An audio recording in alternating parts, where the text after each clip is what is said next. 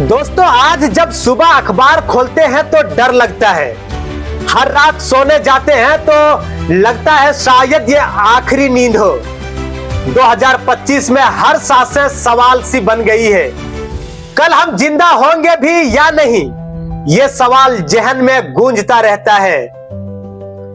कहीं आसमान बरस रहा है, कहीं धरती फट रही है, कहीं पहाड़ बह रहे हैं, कहीं शहर डूब रहे हैं। कभी मां वैष्णो देवी के दर पर मलबा गिरता है तो कभी पंजाब के खेत कब्र बन जाते हैं। ये 2025 है और ये हमें डराने नहीं, चेतावनी देने आया है। आखिर क्या है, क्यों इतना प्रलय लेकर आए हुए हैं ये 2025? ये सवाल का जवाब शायद ही किसी के पास हो। आज हम इन्हीं सब बातों को लेकर के चर्चा करेंगे। दोस्तों, मैं हूं नूरानी मैमून और आप देख रहे हैं आयान फास्ट न्यूज। कभी ये धरती हमारे लिए जन्नत थी। हरे भरे खेत, उफान मारती नदियां, खिलखिलाते ये पहाड़। लेकिन 2025 में वही धरती, वही नदियां, वही पहाड़ आज हमें बता रहे हैं कि प्रकृति पर विजय का दावा झूठा था, सबके सब झूठा। पंजाब वो प्रदेश जिसे अन्न का भंडार कहा जाता था, सालों भर देश के लोगों को पेट भरता था, कभी किसी के भूख का लाचारी आने नहीं दिया। लेकिन आज वहां अन्नदाता की सांसें पानी में डूब चुकी है। सतलज, ब्यास और रावी नदियां उफान पर है, अपने रौद्र रूप को लेकर लोगों को डरा रहा है। भाड़ा, पोंग और रंजीत सागर डैम से छोड़े गए बारिश के पानी ने पंजाब के 1300 से ज्यादा गांव को निगल लिया है, पूरी तरह से अपने चमेट पे लेकर बैठ गया है। 3 लाख एकड़ फसलें तबाह हो चुकी है, 2.5 लाख लोग बेघर हो चुके हैं, 30 से ज्यादा जाने जा चुकी है। और वो किसान जो साल भर देश का पेट भरते थे, आज खुद गुरुद्वारों में भूखे पेट बैठे हैं। एक किसान की आंखों में आंसू थे, हमारा सब कुछ इन खेतों में था, अब सब बह गया है। अफसोस की बात यह है कि देश की मीडिया में ये तबाही, ये सुर्खियां नहीं बना पा रही है। इस मीडिया को दिन भर मोदी भक्ति और हिंदू मुस्लिम करने का अभी तक छुट्टी नहीं मिली जो इन खबरों को सुर्खियों में बना सके। लेकिन इस पानी के बीच लाखों सपने, मेहनत और उम्मीदें डूब चुकी है। सितंबर 2025 का पहला दिन अफगानिस्तान की जमीन 6.6 रिक्टर स्केल के भूकंप से हिल गई। तबाही ऐसी की कि 1000 से ज्यादा मौतें और 2500 से ज्यादा घायल। गांव के गांव मिट्टी के नीचे दब गए। मिट्टी के घरों के नीचे माए बच्चों को सीने से लगाए सो गई। पिता रोजी रोटी कमाने निकले हुए थे, घर लौटने से पहले ही उनका सारा घर ढह गया। ये हालात है अभी के अफगानिस्तान की।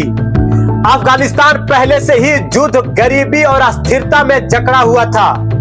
तालिबान शासन के बाद दुनिया ने इस देश के मुंह से मोड़ लिया था। भारत ने मदद के लिए हाथ तो बढ़ाया, लेकिन जख्म इतने गहरे हैं कि मरहम छोटा पड़ गया है।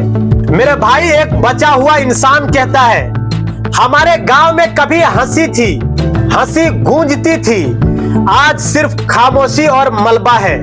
सूडान जहां गिरा युद्ध और भूखमरी पहले से ही जिंदगी को निगल रहे थे, ये अभी तक अपनी स्थिति से उभर नहीं पाए थे। 2025 में भारी बारिश ने पहाड़ों से मलबा गिरा दिया, गांव के गांव दब गए हैं, 1000 से ज्यादा लोग मलबे के नीचे दफन हो गए हैं।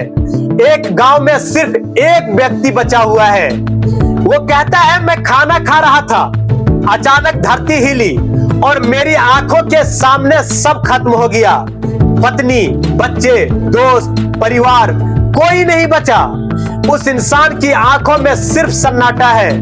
वो अकेला है, लेकिन उसकी खामोशी हजारों चीखों से ज्यादा भयानक है।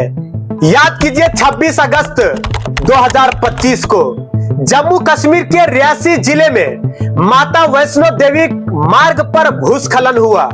34 श्रद्धालु मलबे में दबकर चल बसे। जय माता दी के नारों के बीच चीखें गूंज उठी। एक प्रत्यक्षदर्शी की आंखें भर आई है। वो कहते हैं मैं दर्शन करके लौट रहा था, अचानक बड़े बड़े पहाड़ से पत्थर गिरे। मैं तो बच गया, लेकिन मेरे पीछे कई लोग मलबे में दब गए हैं। कटारा हाईवे बंद हो गया है, 58 ट्रेनें बंद हैं। झेलम, तवी, चेनाब नदियां उफान पर हैं। श्रद्धालु रेलवे स्टेशनों पर फंसे हैं। मां के दर्शन की उम्मीद मलबे के नीचे दबी पड़ी है। अब भला जाए तो जाए कहां? भगवान के दर पे गया था, वहां पर भी मौत ने पीछा नहीं छोड़ा। जून से सितंबर 2025 तक हिमाचल प्रदेश में 91 फ्लैश फ्लड, 45 बादल फटने की घटनाएं और 95 भूस्खलन हुए। मनाली ले हाईवे बह चुका है, 4000 से ज्यादा घर तबाह। कुल्लू, मनाली, किन्नौर हर जगह तबाही के निशान है। 1948 के बाद इतनी बारिश पहली बार दर्ज की गई है।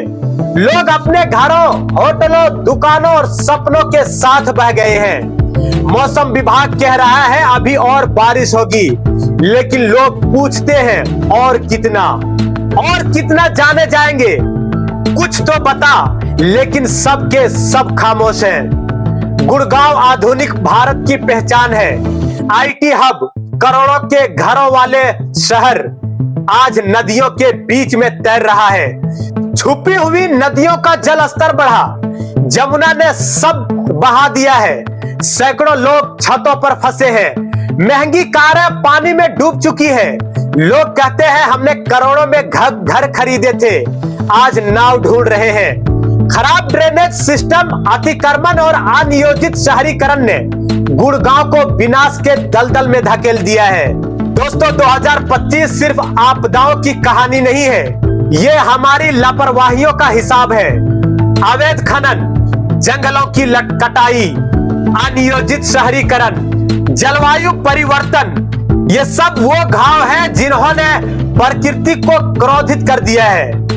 2025 में हमें सबक दे रहा है, या तो इंसान बदल जाएगा या फिर प्रकृति इंसान को बदल देगी।